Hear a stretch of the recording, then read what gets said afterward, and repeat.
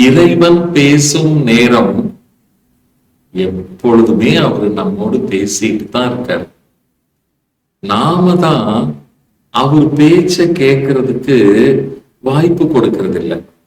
நமக்கு சில நேரங்கள்ல மற்றவர்களுடைய சராசரியான சாதாரணமான உலக நாயங்கள், ஊர் நாயங்கள் ரொம்ப அவசியமா இருக்கு.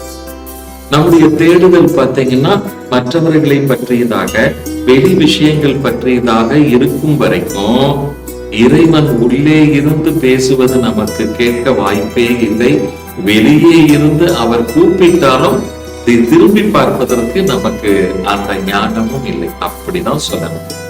சதா காலம் காற்று எப்படி வீசிக்கொண்டே இருக்கின்றதோ அந்த காற்றின் ஓசையில் கடவுளுடைய வார்த்தைகள் நம்மை வந்தடைந்து கொண்டே இருக்கு. நாம தான் வேறு உணர்வு நிலையில், வேறு விஷயத்தில் நாம் மோகம் கொண்டோம்.